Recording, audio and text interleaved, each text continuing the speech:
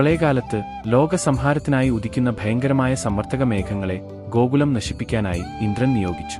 അങ്ങനെ അതിഭയാനകമായ ആ മേഘങ്ങൾ ഗോകുലത്തിനുമേൽ വർഷിക്കാൻ ആരംഭിച്ചു. വലിയ കാറ്റും കനത്ത മഴയും മൂലം വൃക്ഷങ്ങൾ കടപുഴകി വീണു. വീടുകൾ പോലും തകർന്നു വീഴാൻ തുടങ്ങി.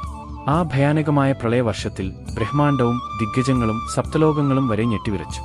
ഗോപിഗോപന്മാർ ഭയപ്പെട്ട് തങ്ങളുടെ ശിശുക്കളെ കൈകളിലെടുത്തുകൊണ്ട് നന്ദഗോപന്റെ ഗൃഹത്തിലേക്ക് അഭയം തേടിച്ചെന്നു. അവിടെ ശ്രീകൃഷ്ണന്റെ തിരുവടികളിൽ നമസ്കരിച്ച് അവർ വിറയുന്ന ഹൃദയത്തോടെ ഇങ്ങനെ അപേക്ഷിച്ചു: ഹേ രാമ, ഹേ കൃഷ്ണ, ഞങ്ങളെ രക്ഷിക്കണമേ. ദേവേന്ദ്രന്റെ കോപാഗ്നിയിൽ ഞങ്ങൾ മഹാദുരിതത്തിൽ അകപ്പെട്ടിരിക്കുന്നു. ഇനി ഞങ്ങൾ എന്തു ചെയ്യണം എന്ന് ദയവായി പറഞ്ഞു തന്നാലും. ഗോപന്മാരുടെ പ്രാർത്ഥന ശ്രവിച്ച ഭഗവാൻ അവരെ ആശ്വസിപ്പിച്ചുകൊണ്ട് ഇപ്രകാരം പറഞ്ഞു: പ്രിയരെ, ആരും ഭയപ്പെടേണ്ടതില്ല. നിങ്ങളുടെ സർവ്വ വസ്തുവകകളും എടുത്തുകൊണ്ട് ഗോവർദ്ധന പർവ്വതത്തിന്റെ പാർശ്വത്തിലേക്ക് പോകുവിൻ. നിങ്ങളുടെ ഭക്തിപൂർവമായ പൂജ